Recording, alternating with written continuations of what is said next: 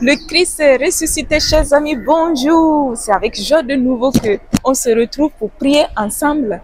Je suis toujours à l'île Maurice, dans une très belle plage où vous voyez cette île, une île montagne. C'est merveilleux. La nature vraiment ici est merveilleuse. Et on n'est pas loin du Cap Malheureux. Et alors, lorsque vous serez de passage ici à l'île Maurice, je vous encourage bien à bien venir connaître ce lieu. C'est une vue extraordinaire. Et ici, dans cette belle atmosphère de la création de notre Seigneur, nous allons proclamer sa parole et faire notre prière personnelle avec la parole de Dieu. Je vous enseigne comment prier personnellement avec la parole de Dieu pour que cette parole puisse pénétrer tout votre être et vous accompagner toute la journée de tout ce que vous allez affronter. La parole de Dieu vous accompagne. Et là, nous ferons seulement 20 minutes de prière. Et donc, on va lire un chapitre et un psaume et ensuite prier avec les paroles qui nous ont touchés dans ce qu'on a lu. Et alors, prépare-toi pendant que tu lis déjà et demande au Seigneur, parle-moi et sois attentif.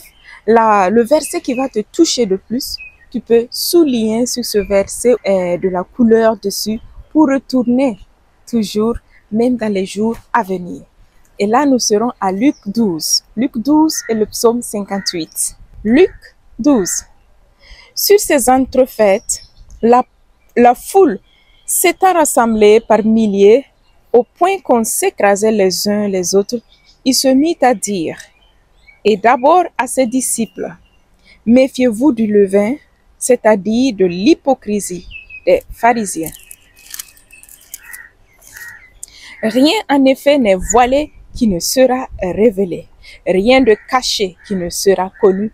C'est pourquoi tout ce que vous aurez dit dans les ténèbres sera entendu au grand jour. Rien en effet n'est voilé qui ne sera révélé, rien de caché qui ne sera connu.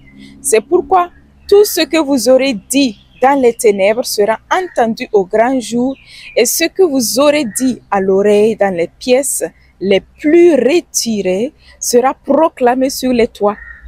Je vous le dis à vous, mes amis, ne craignez rien de ceux qui tuent le corps et après cela ne peuvent rien faire de plus. Je vais vous montrer qui vous devez craindre. Craignez celui qui, après avoir tué, a le pouvoir de jeter dans la géhenne. Oui, je vous le dis, celui-là, craignez-le. Ne vendons pas 5 passereaux pour 2 as, et pas un d'entre eux n'est en oubli devant Dieu. Bien plus, vos cheveux même sont tous comptés. Soyez sans crainte, vous valez mieux qu'une multitude de passereaux. Je vous le dis, quiconque se sera déclaré pour moi devant les hommes, le Fils de l'homme aussi se déclarera pour lui devant les anges de Dieu. Mais celui qui m'aura nié à la face des hommes sera renié à la face des anges de Dieu. Et quiconque dira une parole contre le Fils de l'homme, cela lui sera remis. Mais à qui aura blasphémé contre le Saint-Esprit, cela ne sera pas remis. Lorsqu'on vous conduira devant les synagogues, les magistrats et les autorités, ne cherchez pas avec inquiétude comment vous défendre ou que dire, car le Saint-Esprit vous enseignera à cette heure même ce qu'il faut dire. Quelques-uns de la foule lui dit, « Maître, dis à mon frère de partager avec moi notre héritage. » Il lui dit, « Homme, qui m'a établi pour être votre juge ou régler vos partages? » Puis il leur dit, « Attention, gardez-vous de toute cupidité, car au sein même de l'abondance, la vie d'un homme n'est pas assurée par ses biens. » Il leur dit alors une parabole. Il y avait un homme riche dont les terrains avaient beaucoup rapporté, et il se demandait en lui-même, « Que vais-je faire car je n'ai pas où recueillir ma récolte? » Puis il se dit, « Voici ce que je vais faire. J'abattrai mes greniers, j'en construirai de plus grands. J'y recueillerai tout mon blé et mes biens. Et je dirai à mon âme, tu as quantité de biens en réserve, pour de nombreuses années. Repose-toi, mange, bois, fais la fête. Mais Dieu lui dit, insensé, cette nuit même, on va te redemander ton âme. Et ce que tu auras amassé, qui l'aura? Ainsi en est-il de celui qui thésaurise pour lui-même, au lieu de s'enrichir en vue de Dieu. Puis il dit à ses disciples, voilà pourquoi je vous dis, ne vous inquiétez pas pour votre vie de ce que vous mangerez, ni pour votre corps de quoi vous le vêtirez, car la vie est plus que la nourriture et le corps plus que le vêtement. Considérez les corbeaux, ils ne sèment ni ne moissonnent. Ils n'ont ni cellier ni grenier, et Dieu les nourrit. Combien plus valez-vous que les oiseaux, qui d'entre vous d'ailleurs peut en s'en inquiétant ajouter une coudée à la longueur de sa vie? Si donc la plus petite chose même passe votre pouvoir, pourquoi vous inquiétez des autres? Considérez les lits, comme ils ne filent ni ne tissent. Or, je vous le dis, Salomon lui-même, dans toute sa gloire, n'a pas été vêtu comme l'un d'eux. Que si, dans les champs, Dieu habille de la sorte l'herbe qui est aujourd'hui et demain sera jetée au four, combien plus le fera-t-il pour vous, gens de peu de foi? Vous non plus, ne cherchez pas ce que vous mangerez et ce que vous boirez. Ne vous tourmentez pas, car ce sont là toutes choses dont les paniers de ce monde sont en quête. Mais votre Père sait que vous en avez besoin. Aussi bien, cherchez son royaume et cela vous sera donné en surcroît. Sois sans crainte, petit troupeau, car votre Père s'est complu à vous donner le royaume.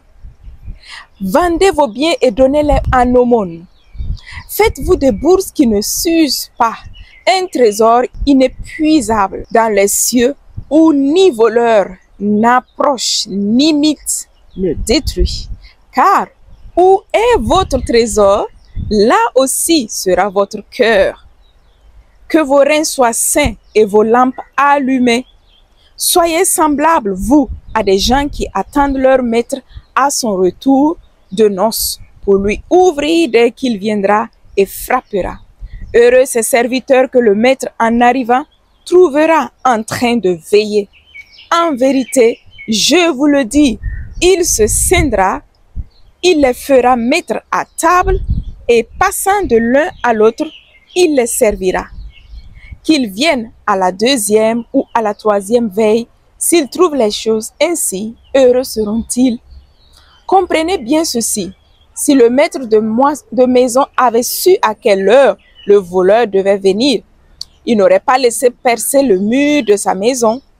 Vous aussi, tenez-vous prêts, car c'est à l'heure que vous ne pensez pas que le Fils de l'homme va venir.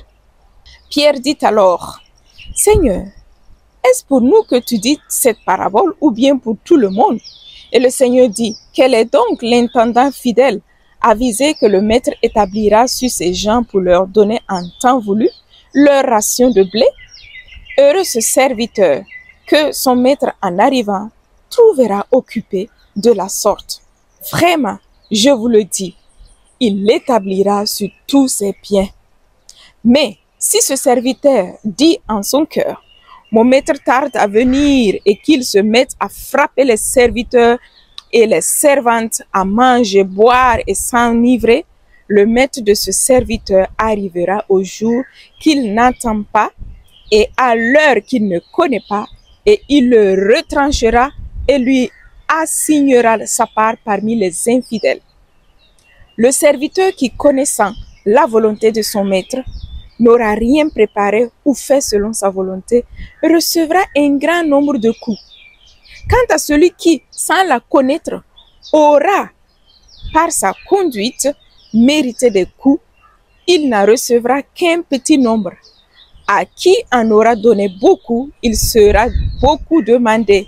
Et à qui on aura confié beaucoup, on réclamera davantage.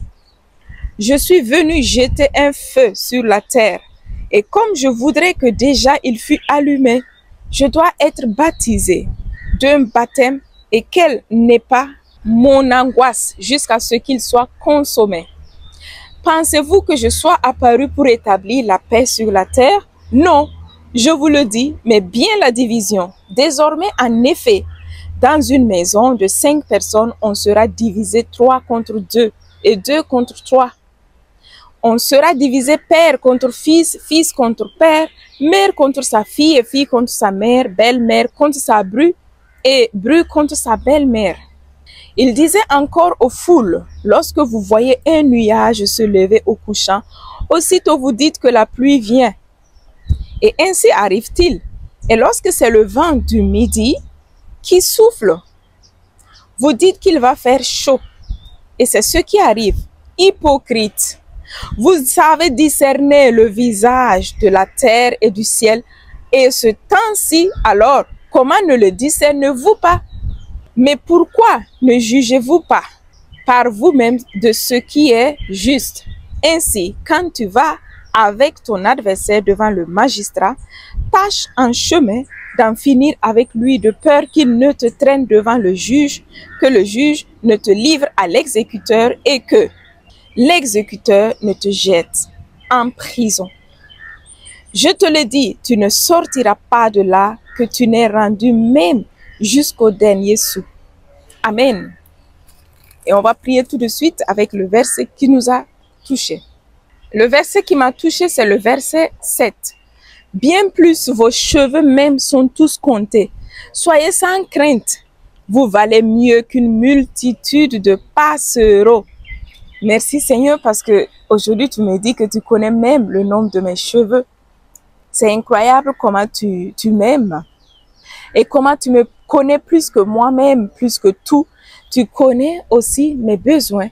Comme tu me dis dans cette parole, sois sans crainte de ce que tu vas manger demain ni après-demain. N'amasse pas des richesses pour dire « Ah, je vais me régaler ». Mais tu désires que j'amasse mes richesses dans ton royaume, que j'investisse dans ton royaume. Seigneur, je veux être celle qui investit dans ton royaume. Et en cela, tu m'invites à être un instrument de paix et d'amour, d'amitié, de compassion, de charité. Seigneur, merci que tu veuilles que mon cœur soit en paix en me disant, sois sans crainte, mets ta confiance en moi. Sois sans crainte, petit troupeau, car votre Père s'est complu à vous donner le royaume. Seigneur, je veux vivre relaxé sur cette terre, sans aucune préoccupation pour m'enrichir sur cette terre, mais tout en sachant seulement que je suis enfant de Dieu, que je suis l'héritier du ciel, l'héritier pour la vie éternelle. Seigneur, je me confie à toi, Seigneur. Je ne veux pas vivre dans la crainte, dans les peurs. Même si les difficultés de tous les jours veulent me porter à me préoccuper, même ce que la terre dit que c'est impossible, moi je veux me poser mon assurance en toi. Je sais que tu es avec moi et que avec toi, je suis plus que vainqueur dans les situations difficiles aussi. Je veux te confier, Seigneur Jésus, toute préoccupation et vivre sans crainte et proclamer ta victoire dans ma vie. Tu es la joie de mon cœur. Tu es ma joie de vivre, Seigneur. Tu es mon assurance. Toutes ces assurances de cette terre ne peuvent pas assurer ma vie pour toujours. Mais toi, tu me donnes l'assurance pour la vie éternelle, pour vivre bien. Je veux, Seigneur, investir pour cette assurance, Seigneur, afin que vienne régner en moi ton règne, ta parole qui est la richesse. Donne-moi, Seigneur, de m'enrichir toujours de plus en écoutant ta parole, en cheminant dans ta parole, en témoignant ta parole, car ta parole est vivante. Merci, Seigneur, parce que tu me combles de toutes ces beautés de ta création, afin que je puisse être dans la joie. Je ne veux plus vivre dans la tristesse, dans la préoccupation, dans la crainte. Je veux vivre dans ta mentalité victorieuse, dans la paix, comme fille de Dieu. Merci Seigneur pour la merveille que je suis. Merci pour la merveille de ta création. Merci pour ta parole. Amen. Je veux mettre en pratique, Seigneur, cette parole aujourd'hui même dans ma vie. Amen. Et maintenant, nous allons passer au psaume 58. Donc, je t'invite à mettre un signe où tu pourras retourner la prochaine fois. Et nous allons passer au psaume. Psaume 58. Est-il vrai, être divin, que vous disiez la justice, que vous jugiez selon le droit de les fils d'Adam? Mais non, de cœur vous fabriquez le faux, de vos mains sur terre vous pesez l'arbitraire. Ils sont dévoyés dès le sein les impies, égarés dès le ventre ceux qui disent l'erreur. Ils ont de venin comme un venin de serpent, sourds comme l'aspic qui se bouche l'oreille, de peur d'entendre la voix des enchanteurs, du charmeur, expert en charme. Ô Dieu, brise en leur bouche leurs dents, arrache les crocs des lionceaux. Seigneur, qu'ils s'écoulent comme les eaux qui s'en vont, comme l'herbe qu'on piétine, qu'ils se fanent, comme la limace qui s'en va fondant, ou l'avorton de la femme qui ne voit pas le soleil, avant qu'il ne pousse en épine comme la ronce, verte ou brûlée, que la colère en tempête l'emporte. Joie pour le juste de voir la vengeance. Il lavera ses pieds dans le sang de l'impie. Et l'on dira, oui, il est un fruit pour le juste. Oui, il est un Dieu qui juge sur la terre. Oh oui, Seigneur, tu es un Dieu qui juge sur la terre, qui connaît, Seigneur, mes situations, tout ce que je puisse vivre, les injustices que j'ai pu vivre, Seigneur, toute persécution. Tu en sais bien plus que les plus grands juges de ce monde. Voilà pourquoi, Seigneur, je me confie en toi. Oui, Seigneur, tu es le Dieu qui juge sur terre. Avant qu'il ne pousse en épine comme la ronce verte ou brûlée, joie pour le juste de voir la vengeance. Il lavera ses pieds dans le sang de l'impie. Seigneur, je veux vivre dans la paix et la tranquillité. Je veux seulement vivre pour ton règne. Et toi qui es le vrai et juste juge, toute persécution, toute difficulté que je puisse traverser, toi tu connais tout. Je m'abandonne à toi et je vis dans la paix, car je sais qu'avec toi, je serai toujours plus que vainqueur pour toute chose qui va contre moi, car je suis ta fille bien-aimée. Merci Seigneur pour ce moment. Merci Seigneur pour ta parole. Merci pour chaque personne qui est en train de me suivre. Donne-nous Seigneur de mettre en pratique cette parole aujourd'hui même dans notre vie et devenir tes témoins vivants, les témoins vivants de ta parole. Amen. Merci mon frère et ma soeur de m'avoir suivi. On se retrouve là le jeudi prochain et ça sera déjà en Europe. Et nous avons fini notre séance ici à l'île Maurice. Nous avons eu un mois extraordinaire, merveilleux. Le Seigneur a touché, changé les vies, changé les cœurs, renforcé les cœurs à le suivre. Et nous retournons joyeux, heureux d'avoir témoigné que le Christ est ressuscité, qu'il est vivant et qu'il t'aime. Il a donné sa vie pour toi. Sois béni là où tu es depuis l'île Maurice.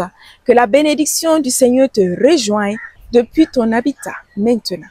Au revoir, à la semaine prochaine.